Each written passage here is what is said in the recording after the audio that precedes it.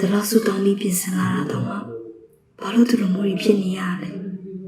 ဘာဖြစ်လို့စံပြေမှုတွေနဲ့ပဲတွေ့ကြုံနေရလဲဘုရားသခင်ကငါ့ရဲ့ဆူတောင်းတာတကယ်ကိုနားညောင်းနေရဲ့လား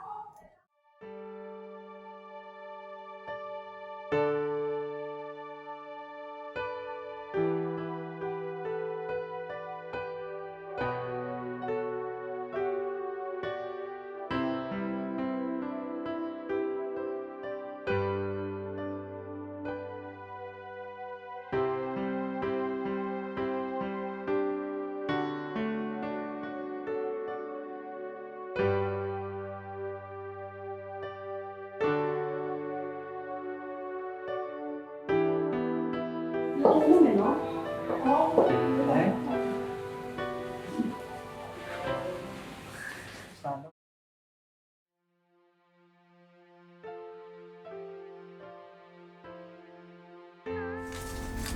မေဘာဟင်းချက်နေရလဲဒီမှာအမေမနေ့ကများလာတယ်ငါဟင်းချက်မလို့အမေတို့လည်းတော့နေ့တိုင်းကိုငါသွားများနေရပဲအခုကကားရီဆိုင်ကြီးရစီကတ်မဲ့မောင်းနေကြတာလမ်းကူရင်လည်းတတိထောင်အရင်ညတဲ့တိလည်းမများနေဘူးမိရေဒီအမေကိုဘယ်သူမှမဖမ်းပါဘူးအဲ့လောက်ကြီးစိတ်ပူနေနဲ့အမေကတော့ပြောလိုက်ရင်ဒီလိုကြီးပဲမပြောဘူးမခံဘူးနော်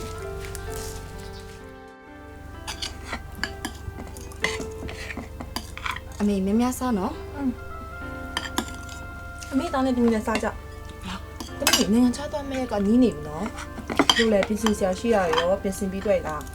နီးမပြင်လို့ရှင်ပြခက်နေပြီနော်တမီးအားလုံးပြင်ဆင်ပြီးတော့ရှိပါပြီအမနိုင်ငံခြားရင်တောင်းမဖို့မြိုင်ဖို့ခင်ပို့ပေးရမှာပေါ့စားလဲစူးစမ်းနော်အမေလုပ်သူလဲဝိုင်းကိုလုပ်ပေးဦးစိတ်ချပါ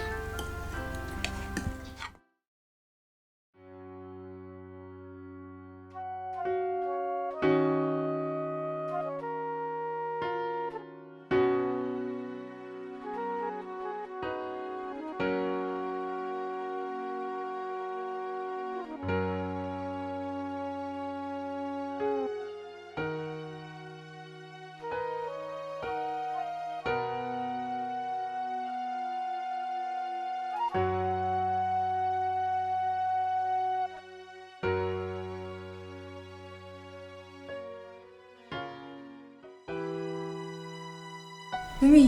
နင်တူရီတော့မရက်လဲနီးလာပြီနော်ဟုတ်ပါနေအဲ့ဆိုငါတို့ကြိုင်ခွဲရတော့မှနေစာရေးပဲလုပ်နေနေအောင်ငါတို့ပြင်ထက်လျှောက်နေကြရင်မကောင်းလားဒါဆိုတော့ဒီဘက်ကရွှေရှင်မစစ်ကြမယ်မကောင်းလားကောင်းတယ်လေဒါကြမှာပေါ့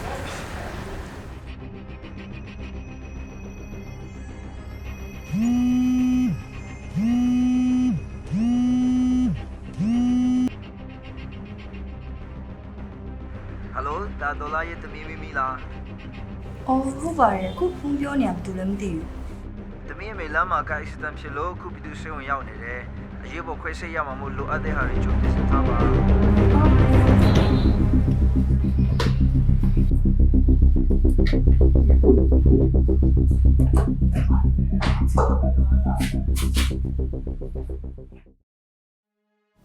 အမေဘယ်လိုနေသေးလဲတက်တာရဲ့လားစံပြုတ်လေးတောက်ရအောင်နော်အမေတက်တာတယ်။သမီးရောနိုင်ငံခြားသွားမယ့်ရက်ကပိုနီးလာပြီနော်။တို့လည်းပြင်ဆင်ဆရာရှိရရောပြင်ဆင်ပြီးသွားရလား။ဒီခဏပြင်ထွက်လာလို့မယ်။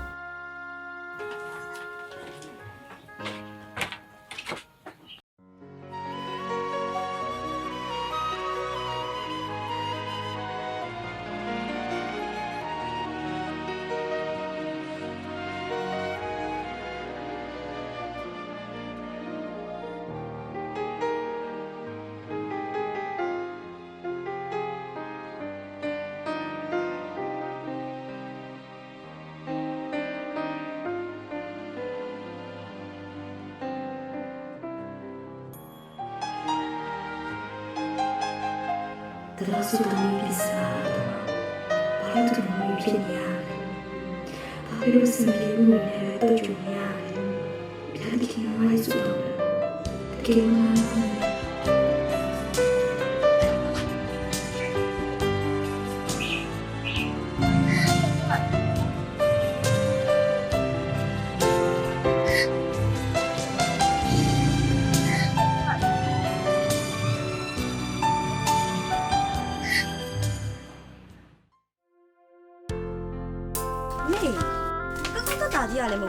သွားမလို့လား မိတက်တာပါရဲ့သမီးရဲ့စိတ်မပူနဲ့ တက်တာပါတယ်မလို့နဲ့သမီးပဲသွားလိုက်မယ် ရပါတယ်အမေတက်တာလည်းအမေပဲသွားလိုက်မယ်နော်သမီးကနိုင်ငံခြားသွားမှာဆိုတော့စားပဲတူစားနော်သမီး နိုင်ငံခြားသွားမယ့်အကြောင်းပဲမပြောနဲ့နိုင်ငံခြားသွားမယ့်အကြောင်းလည်းအမေကြောင့်ပစ္စည်းတော့ပြီအမေကသမီးပြောရင်တခုမှနားမထောင်တခုခုပြည့်သမီးပဲစိတ်ဆင်းရဲရတယ်သမီးစုသားရဲ့ပတ်စံတွေလည်းအမေစီဖို့နဲ့အားလုံးကုန်သွားပြီအခုသမီးအိမ်မက်တွေလည်းအမေကြောင့်အားလုံးပျက်စီးတော့ပြီ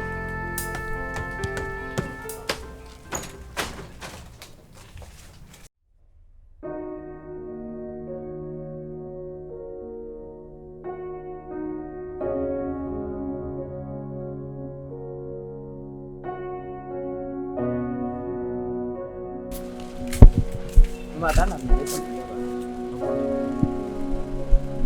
ပြောပါတော့ဘာသားကြောင့်မလို့ပါ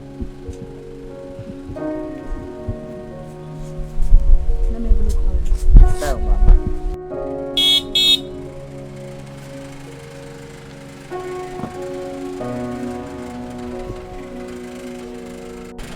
လာရောက်နေထွန်းလင်းပါလားမင်းတို့ဒီမှာဘာရက်လုံနေကြရလဲ ဒါတော့ဒီမမအဆက်တင်ပေးနေတာ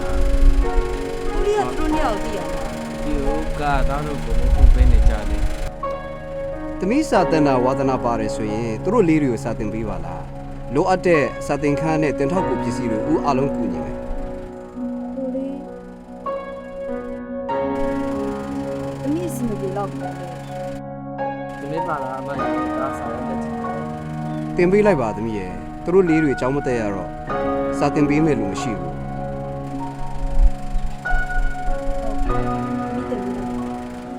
ယေးစားတင်ရတော့မယ် သ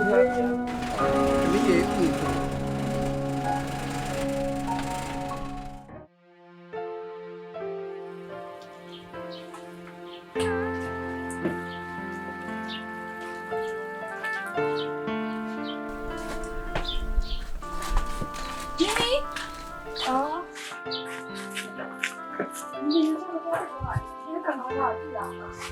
ဘာလို့လဲငါတော့အားလုံးပြင်ဆင်ပြီးကမှပြောတော့ရန်စိတ်တက်ကြနေ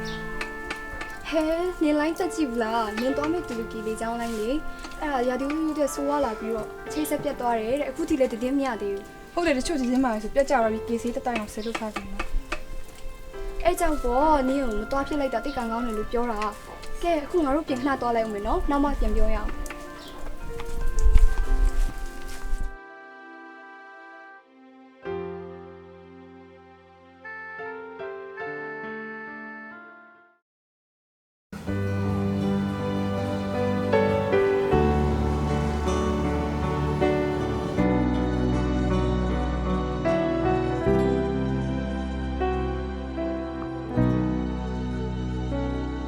မတားနာမည်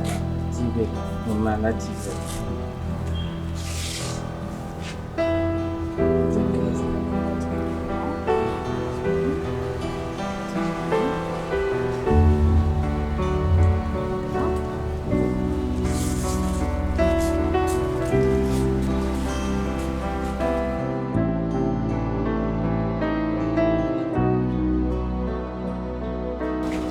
မတော့ဒီစားလေးဆက်ပြပါဘာရေးကလေး ဘာလို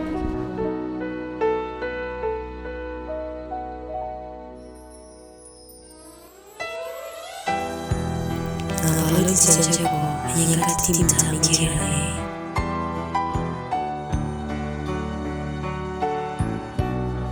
ကျမတို့ယုံကြည်သူတွေရဲ့ဘဝအသက်တာထဲမှာစွတ်တောင်းနေလနဲ့ခက်ခဲခြင်းတွေအစမပြေခြင်းတွေရောက်လာတဲ့အခါဘုရားသခင်ဘောတန်တရားစိတ်တွေဝင်လာတတ်ကြပါတယ်။ယူရမိအနာဂတ်ကျမ်းခန်းကြီး29အငယ်7မှာပြောထားတဲ့ဆိုရင်တဖန်မိတ်တော်မူဒီကငါဒီတင်တို့ကိုအကျိုးနည်းစီခြင်းကကြံစီတော့အကြံမဟုတ်တင်တို့ဒီမျောလင့်သောအကျိုးကိုရမည်အကြောင်းနေဦးစီခြင်းကတင်တို့အဖို့ကြံစီတော့အကြံဖြစ်၏လို့ပြောထားပါတယ်။ဘုရားသခင်ကိုယုံကြည်ကိုးစားတဲ့သူတွေရဲ့အသက်တာထဲမှာအစမပြေခြင်းတွေဒုက္ခပဒနာတွေတွေ့ကြုံရတတ်ပြီးမြဲဒါတွေဟာခဏတာပဲဖြစ်ပါတယ်။